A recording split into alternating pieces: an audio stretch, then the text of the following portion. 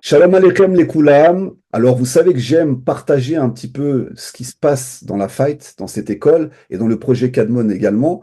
Et aujourd'hui, j'accueille Marie-Claire qui est avec nous depuis quelques mois maintenant. Et j'aimerais avant tout qu'elle se présente, qu'elle nous dise qui elle est, ce qu'elle fait et quels sont un petit peu quels étaient un peu ses objectifs en voulant intégrer cette école. On t'écoute, Marie-Claire. Alors bonjour Eliaou, bonjour à tous. Alors donc moi c'est Marie-Claire, j'ai 58 ans, je suis célibataire, je suis née en Loire-Atlantique, donc un département en dessous de la Bretagne, et je suis actuellement dans la région lyonnaise. Je travaille dans la banlieue lyonnaise et en tant qu'infirmière à domicile. J'ai... Ah, vas-y, pose tes questions. Non, non, vas-y, non, c'est très bien. Mais justement, moi, c'était la première question. Qu'est-ce qui t'a donné envie de prendre contact avec moi, avec cette école? Quel était ton objectif à la base, ton objectif à la base? Alors, moi, ça fait depuis très jeune où je sais que HM existe. Je suis d'origine d'une famille catholique. Ma mère était très pratiquante, mon père un peu moins, et mes frères n'étaient pas du tout intéressés par tout ce qui était du domaine spirituel. Donc, je me suis faite un petit peu toute seule. J'ai cherché, je me suis intéressée à l'hindouisme, au bouddhisme. J'ai fait un peu d'astro aussi, astrologie normale, astrologie médicale en rapport avec mon travail. Et puis, euh, et puis aussi, j'ai fait du yoga. Donc, j'ai fait plein de choses. Et grâce à Dieu, j'ai rencontré un couple qui sont devenus des amis pour un stage de développement personnel. Et suite à ce stage, on a lié plus ample connaissance. On est devenus amis et on se voyait régulièrement. Et au départ, c'était deux personnes qui n'étaient pas juives, mais qui avaient des ascendants juifs. Et petit à petit, donc eux aussi étaient dans la recherche spirituelle et ils ont retrouvé le chemin de la Torah. Et moi, je les ai un peu accompagnés justement dans cette démarche de retour. Et ça m'a intéressée. C'est comme ça que je me suis intéressée au judaïsme et que j'ai fait aussi mes recherches personnelles. J'ai commencé à apprendre l'hébreu à la fac de Lyon, enfin à la fac catholique de Lyon. J'ai commencé à apprendre l'hébreu. Euh, et du coup, on se voyait souvent les dimanches. On parlait, on était un petit groupe. On parlait de Torah, des fêtes, de la paracha. Et petit à petit, ça m'a nourri. Ça m'a apporté beaucoup de paix, beaucoup de sérénité. Et en fin de compte, je me suis vraiment posé la question, pourquoi est-ce que c'était aussi important pour moi?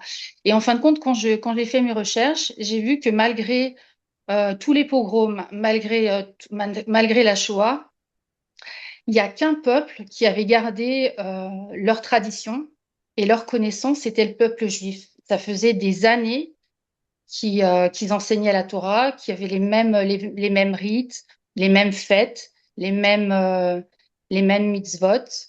Et j'ai trouvé ça fantastique. Et je me suis dit, tu vois, il y a beaucoup de civilisations qui ont existé. Il y a la civilisation égyptienne, il y a eu les Mayas avec des traditions, avec des rites, mais tout ça, ça a disparu. Et si l'Éternel a permis justement que le peuple juif garde toutes ses traditions, c'est que c'est la vérité. Donc vas-y, tu vas vers la vérité. Et j'apprenais avec eux et moi-même, j'ai fait une démarche de conversion euh, pour laquelle j'ai pas terminé cette démarche de conversion parce que j'ai eu des soucis personnels, professionnels. Donc, j'ai pas pu mener ça à terme. Mais ma, comment dire, ma, l'essence qu'il y avait en moi, pour moi, c'était important de continuer à étudier la Torah, à faire des mitzvot, à manger kasher, pour moi, parce que c'était la vérité, c'était la bonne voie. Voilà. Donc, tu étais Et sur donc, cette voie, tu étais sur un chemin de conversion, donc tu as commencé à apprendre les lois, les halakhot, la cacheroute, voilà, et tout à voilà, fait. et tu as gardé cette voie-là parce que tu as eu un empêchement, un contretemps à ce moment-là, mais tu es resté quand même sur cette voie d'apprentissage. tout à fait. Et donc mon ami est décédé. Donc, du coup, le groupe s'est un petit peu dissous. Sa femme est tombée malade. Donc, du coup, il n'y avait plus cet échange avec des gens qui avaient le même intérêt que moi autour de la Torah, autour des fêtes, etc. Et donc, je me suis dit, comme ça, cet enseignement me manquait, je me suis dit, bon, bah, tu vas essayer de trouver euh, d'autres raves. Donc, j'ai commencé à regarder sur YouTube. Et donc, j'ai visualisé la Rav Ben Shetrit, Rav Twitou, etc. Et je suis tombée sur tes vidéos. Bon. Et donc, j'ai fait une vidéo, deux vidéos, etc., etc. Et en fin de compte, il y a deux points dans tes vidéos qui m'ont interpellée. C'est cette ouverture que tu avais par rapport aux autres nations, en disant que la Torah, elle était pour le peuple juif, mais elle était aussi pour l'univers et toutes les nations. Donc ça m'a beaucoup interpellée parce que c'est quelque chose que j'ai jamais retrouvé chez d'autres raves. Et aussi par rapport au corps, le travail du corps qui était important parce que le corps est un kéli et il fallait que ce corps soit en bonne santé, qu'il soit développé, qu'il soit au maximum de sa forme pour pouvoir justement que l'âme puisse se connecter avec lui et faire la volonté d'Hachem, faire ce que tu avais à faire sur cette terre. Et ça m'a donné envie de rejoindre ton école parce que je me suis dit, c'est un enseignement qui est complètement complet. C'est-à-dire, il allie l'âme avec le travail, avec d'études sur la Torah et aussi le travail sur le corps. Voilà. Alors, Et c'est comme ça, j'ai pris contact avec toi. Je me suis dit, bon, là, c'est le début de l'année, donc on était en septembre. Je me suis dit, Marie-Claire, tu vas pas rester sans rien faire. Maintenant, il faut y aller. C'est la nouvelle année. Tu prends des bonnes décisions. Donc, tu appelles Yahoo et tu commences avec lui. Alors, tu as découvert un univers. Bon, j'ai donné beaucoup d'enseignements avec Ravdinovitch. Ravdinovitch avait une ouverture sur les Mhm. justes nations. Il a commencé à ouvrir la voie, comme le Rav Cherki. Mais c'est vrai qu'il n'y avait pas beaucoup de rabbinim à cette époque qui parlaient aux nations et qui, je le rappelle quand même, la mission numéro un du peuple d'Israël, c'est de faire entrer les peuples dans l'alliance. C'est pas moi qui le dis, c'est le prophète Ishayahu. Donc, c'est le rôle du peuple d'Israël, c'est de transmettre cette lumière, cette Torah aux nations pour qu'elle puisse être réceptrice. Alors maintenant, tu as traversé un peu les portes de la fight où on travaille, comme tu l'as très bien dit, sur la dimension corporelle, sur la préparation physique, sur la nutrition, sur les sports de combat, sur l'étude de la Torah, sur l'hébreu toraïque, sur la réalité augmentée. Il y a énormément de domaines, plus le projet Kadmon avec Maître Gozlan, la profondeur de la Kabbalah. Qu'est-ce que tu peux nous dire de tout cet univers? Alors déjà, c'est une école de bienveillance, déjà. C'est une école où on ne juge pas, ce qui est fantastique. Et c'est aussi le fait que tu es très abordable et qu'on peut te demander n'importe quoi à n'importe quelle heure. Tu es toujours présent, tu réponds à tout. Il n'y a pas de mauvaises questions, il n'y a pas de... Voilà. Donc, il n'y a pas de jugement. Et ça, c'est appréciable, je trouve, de par un enseignant, déjà, premièrement. Ensuite, ce que m'a apporté l'exercice physique et la nutrition, c'était vraiment un renouvellement total au niveau de mon corps. Mon corps, il est plus du tout le même qu'il y a. Bon, j'ai commencé il y a à peu près, c'était au mois de septembre, donc j'ai mis tout de suite en place. Et c'est vrai que moi-même, je me suis étonnée parce qu'en fin de compte, j'ai jamais été sportive. J'ai fait quelques cours dans des salles de sport, mais j'étais jamais accro au sport parce que par fainéantise, hein, parce que j'avais pas envie, parce que je travaillais beaucoup et bon, j'avais pas envie de se ressortir après pour aller faire du sport. Et là, je me suis étonnée moi-même. C'est-à-dire qu'en fin de compte, j'ai réussi à mettre en place un, un fonctionnement où le matin, je me lève très tôt, où c'est habituel. En fin de compte, si je le fais pas, ça me manque déjà. Donc, je fais mes exercices, je mets en pratique l'alimentation et c'est vrai que c'est un renouveau au niveau des muscles. Je ressens des muscles qui fonctionnaient plus du tout. Au niveau de mon énergie, avant, j'avais beaucoup de coups de barre l'après-midi. J'étais obligée de faire des siestes, mais voire de 1 heure, 2 heures dans l'après-midi pour me régénérer. Et là, c'est plus du tout le cas. Là, en 10 minutes, je fais une sieste de 10 minutes et après, c'est reparti pour la journée, quoi. Donc, c'est vraiment un plus pour moi. C'est vraiment une autre vie. On va dire que je suis en train de changer complètement de vie.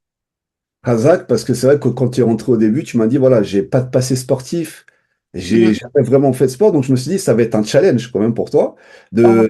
de prendre ça. Et je vois que tu as une hyper discipline, tu es hyper discipliné, tu es hyper régulière dans tes entraînements. Et au final, je pense que tu t'es pris au jeu parce que le retour sur le bien-être physique, la santé et l'énergie est tellement au final attrayant qu'on a envie de continuer, même si des fois, forcément, il y a des exercices qui demandent certains efforts et qui sont pas toujours évidents. Tout à fait. Mais ce qui est assez bien aussi, c'est que plus on fait les exercices et mieux on arrive à les faire. Exact. Et ça, c'est aussi un progrès. Et Et ce que j'aime bien dans ton école aussi, c'est que chaque semaine, les exercices sont complètement différents. Donc, du coup, il n'y a pas de lassitude, il n'y a pas d'ennui.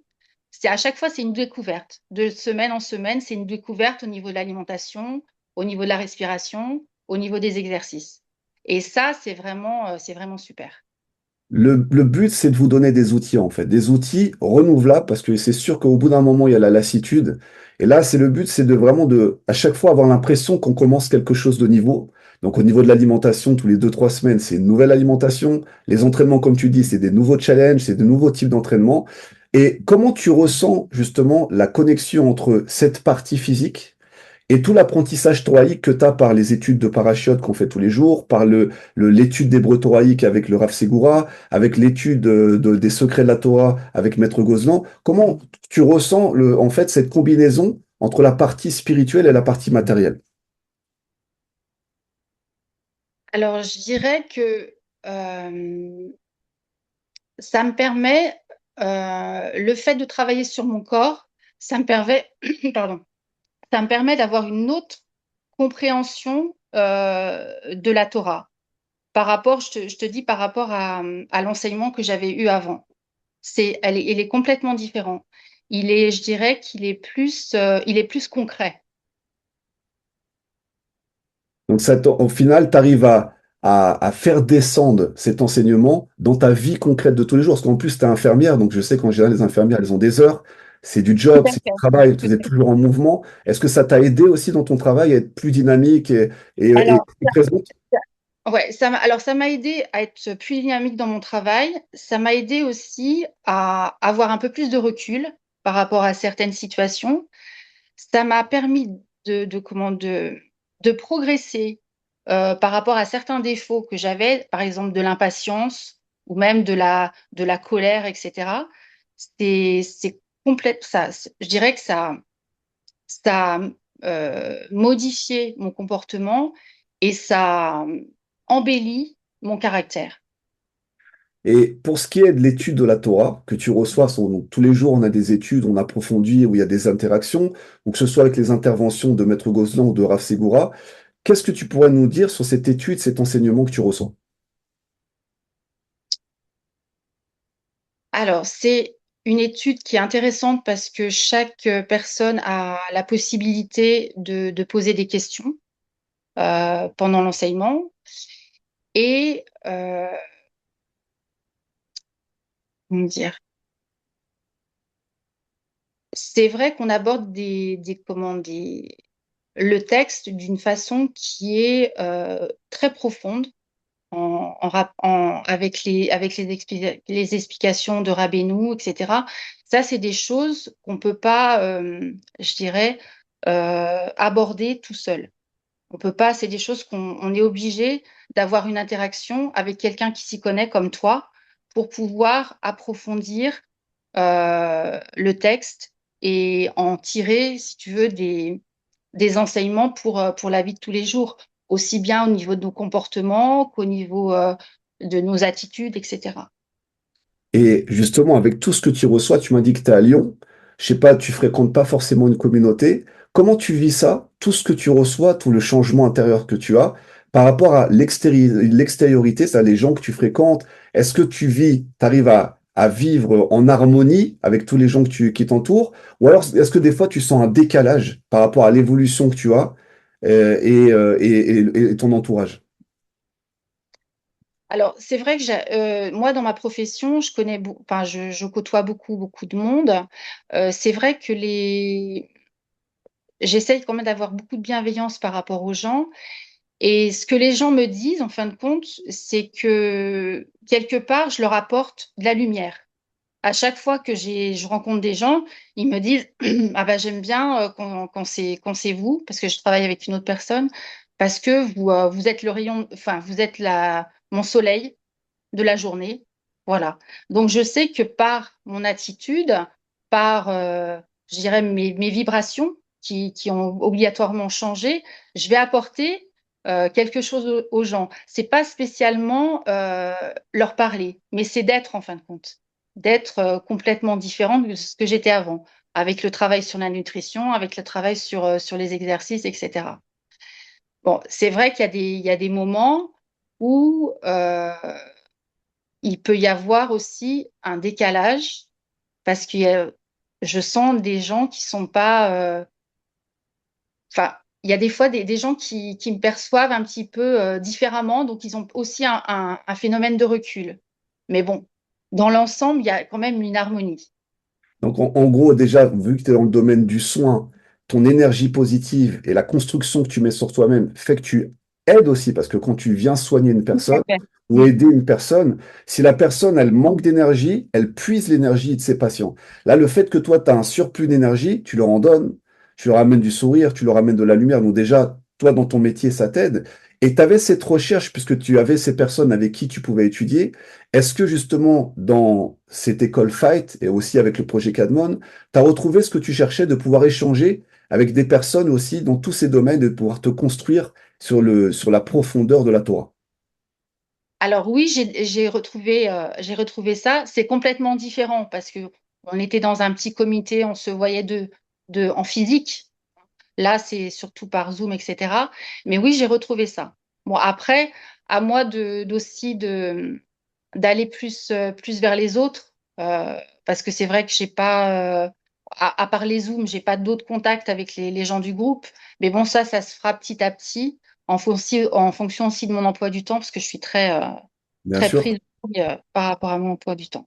En espérant que tu puisses venir aussi un jour à Jérusalem. C'est des choses que j'organise, hein. J'organise J'espère, j'espère. des stages ici en Eretz Israël. Bon, avec la guerre Avec pendant ces plaisir. 2 ans, ça a été compliqué, mais j'ai organisé plusieurs fois des stages ici et des gens du monde entier. On s'est retrouvés aussi en direct. C'est vrai que la majorité de l'école se fait en ligne. C'est un avantage parce que ça permet à tout le monde d'étudier aux quatre coins du monde. C'est génial. Mais aussi d'avoir des moments où on peut se rencontrer en direct aussi. C'est extraordinaire. En tout cas, s'il y avait une chose que tu pourrais dire à une personne qui se poserait des questions sur l'entrée dans cette école, qu'est-ce que toi tu pourrais lui dire? Je lui dirais, ne réfléchis pas, viens avec nous, expérimente et ensuite tu verras les résultats.